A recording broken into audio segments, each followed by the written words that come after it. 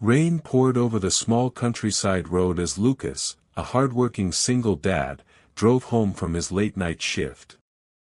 His young daughter, Emily, had fallen asleep in the back seat, clutching her teddy bear.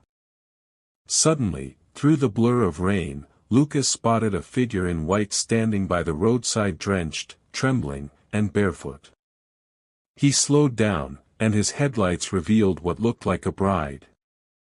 Her mascara streaked down her face, bouquet still in her hands. "Are you all right?" Lucas asked, rolling down his window. The woman hesitated before whispering, "Please, can you just drive?" Without another question, he unlocked the door. She climbed in, shivering, her eyes filled with tears and fear. As they drove, she explained in broken words that her name was Clara, and she'd just run away from her wedding. She couldn't marry a man she didn't love, not for money, not for status. Lucas listened quietly, offering her his jacket. He didn't pry or judge. He simply said, "Sometimes, walking away is the bravest thing you can do." When they arrived at his modest home, Lucas offered her a place to rest for the night. Emily woke up and smiled, handing her teddy bear to the crying stranger. Clara broke into tears again, but this time, they were tears of gratitude. That night, under the same roof, 3 lives unknowingly intertwined. A single dad's kindness gave a lost woman shelter.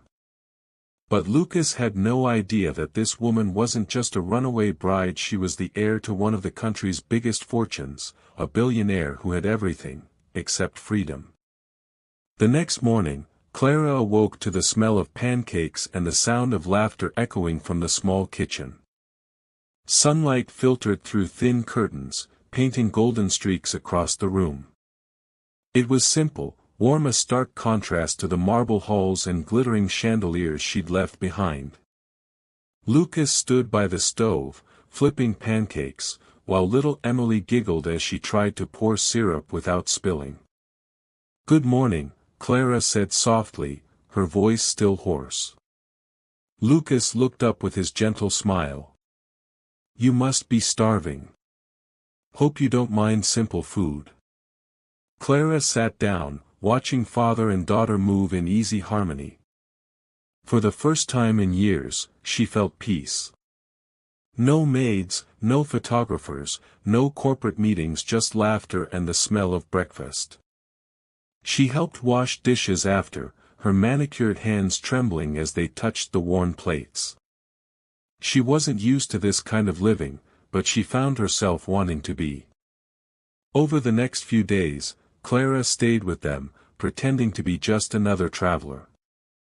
She didn't reveal her real last name, Clara Whitmore, heiress to the Whitmore empire. She simply said she was Clara Reed. Lucas never asked for more. Instead, he offered her small moments of kindness, a seat at dinner, a walk to the farmer's market, a listening ear when she spoke about feeling trapped in a life built by others. One evening, as the 3 of them watched the sunset from the porch, Emily asked innocently, "Miss Clara, don't you have anyone waiting for you?" Clara hesitated, staring at the horizon. "I thought I did," she whispered, "but maybe I was just waiting for myself." Lucas glanced at her, sensing the depth of her words. He didn't know who she truly was, but he knew pain when he saw it. And beneath her polished grace, Clara wasn't a runaway bride anymore. She was a woman trying to rediscover who she was meant to be. Days turned into a quiet rhythm of simplicity, early morning walks, shared laughter, and dinners under the soft glow of string lights. For Clara, every moment in Lucas's small world felt like healing. She found beauty in ordinary things: Emily's drawings taped to the fridge, the creak of the old floorboards, the hum of a small-town evening. But the more peaceful it felt, the heavier her secret became. One afternoon, while helping Emily with homework, the television flickered to life in the background. The news anchor's voice froze Clara mid-sentence. breaking news: billionaire heiress Clara Whitmore still missing after fleeing her wedding to tech mogul Andrew Voss. Her face flashed on the screen, the same teary-eyed woman now sitting in Lucas's humble living room. Lucas turned slowly toward her, disbelief clouding his calm expression. "You're her?" he asked quietly. Clara's heart pounded. "I didn't mean to lie," she whispered, her eyes wet. I couldn't breathe in that life anymore. Everyone wanted the brand, not the person. I just wanted to be me for once." Lucas didn't speak for a long time. Emily looked between them, confused. Finally, he sighed. "You could have told me. I don't care about your money, Clara. But you should have trusted us." Clara's tears fell freely. "I didn't trust myself," she admitted. "I was so used to people taking advantage of who I was that I forgot how to just be human." The silence between them wasn't anger, it was truth. And though her secret had shattered the illusion of normalcy, something real had begun to grow in its place. That night, Clara packed her bag to leave, guilt heavy in her chest. But as she stood by the door, Lucas appeared behind her. "You don't have to keep running," he said softly. "Sometimes, the best way to start over, is to stop hiding." She looked at him, a man with nothing, yet offering everything. For the first time, she didn't feel like a billionaire. She felt seen. Clara thought she had escaped her past, but destiny had other plans. One morning, as the sun painted the small town gold, 2 black SUVs pulled up near Lucas's cafe. A man in a tailored suit stepped out, his cold eyes scanning the street. It was Andrew Voss, her ex-fiancé, the man she had run from. The peace she had built with Lucas and Emily suddenly trembled like glass. Inside, Clara froze when she saw him through the window. Lucas noticed her pale face instantly. "He's here," she whispered, her voice cracking. Lucas's instincts kicked in the calm strength of a man who had faced life's storms before.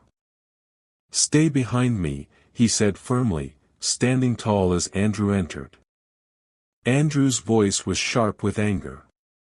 "So this is where you've been hiding? With him? You embarrassed me in front of the entire world." His words dripped with entitlement. Clara trembled, but Lucas stepped forward. "She doesn't belong to you," he said evenly. "And she doesn't owe you anything." Andrew sneered, "You think you can protect her? You're just a nobody." But Lucas's steady gaze never wavered. "Maybe," he replied.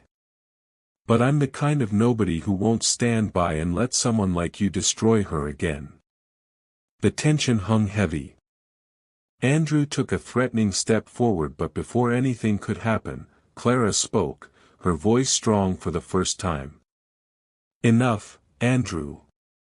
You can have your company, your pride, but not my life.